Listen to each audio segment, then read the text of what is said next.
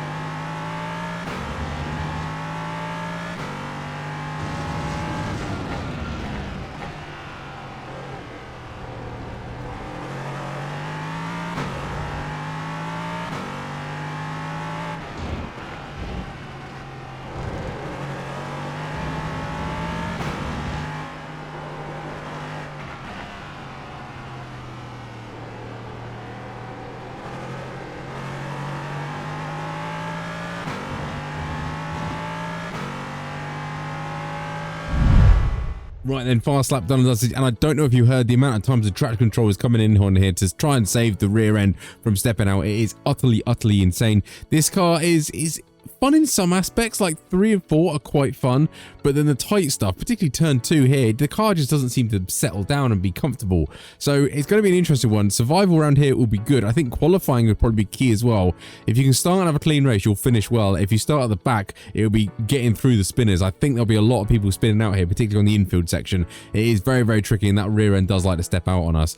Anywho, the rules tab, always have a gander at this if you come into a new track, because it will tell you where the slowdowns are, and there are a lot of slowdowns around here, so bear that in mind. This will basically tell you where you can't put your car to get the slowdown, basically, and so it's really good for maximizing track limits and using all of the circuit we have to really reduce your lap time, because they go hand in hand sort of thing. So always have a gander at those. The info tab for you, we are following the fixed setup. I think the open will be a little bit quicker here just for better rotation in the slow speed stuff.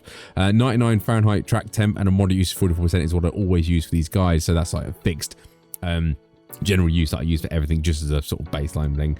The lap I'm going to show you, my fastest is in the 17, so 17.779. Did a few 17s, sort of high 17s here, but the lap I'm actually going to show you is my last lap, so lap 21. You should be able to see that on the screen, yeah, easily. The 118.244. I did that coming out on high fuel with new tires, so I think that's kind of a good sort of medium pace for me. I think I can dip into the 17s quite often. You've got to look after your tires around here, particularly your front tires. If you start lucking up and understeering, you're just going to cook your front tires and it's not going to be handy.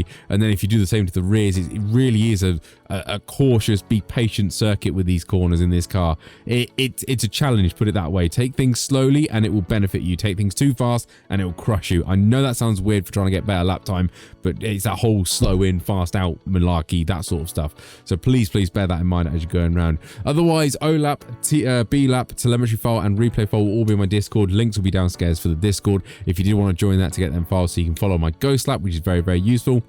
Also, I'm using Garage 61, which is a very good online telemetry tool. It's free to use at the moment of recording. That might change in the future, who knows, but it is very good. You can see my telemetry and then compare them side by side to see where I'm braking and when you're braking, see if you can find some lap time that way. Otherwise, I think that's enough for me waffling. Yeah, let's crack on with it. Right then, Ruds. Anyway,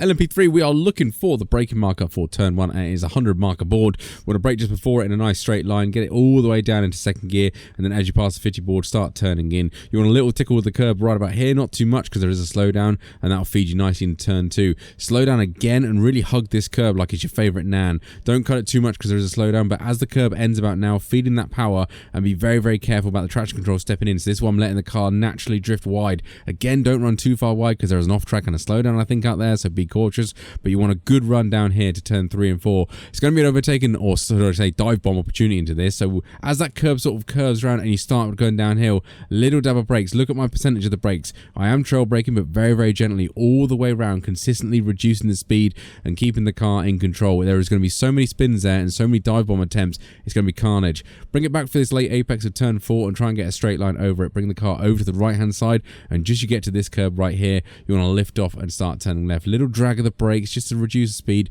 Cut the curb a little bit, and then a little bit on this one as well. Again, not too much, just enough.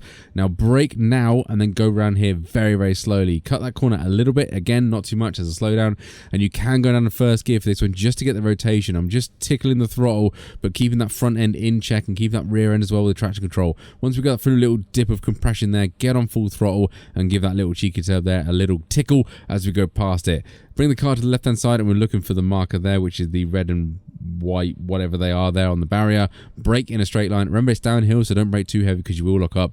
First gear, nice late apex. Hug the curb again, and then as it ends, feeding that power and trying to straight line it up the hill as best you can without avoiding too much traction control interference.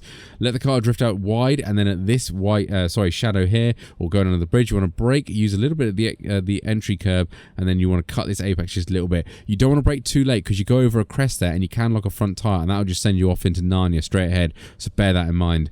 End of the curbing here, turn in and lift for this penultimate corner. Again, don't cut that one because there is an off track, but as soon as we're facing that part of the track there, brake in a straight line down a gear all the way to the curb, and then sort of come away from the curb, let the car slow down naturally, and then bring the car slowly back into the curb for a late apex for the very, very last corner. Keep on cracking on and feeding that power. You'll hear the traction control snapping in. Try and avoid it. Run a little bit wide. Again, favorite thing of this video, don't run too far wide because there is an off track, and the line is actually very, very early, but that is a cross line in a 118.244.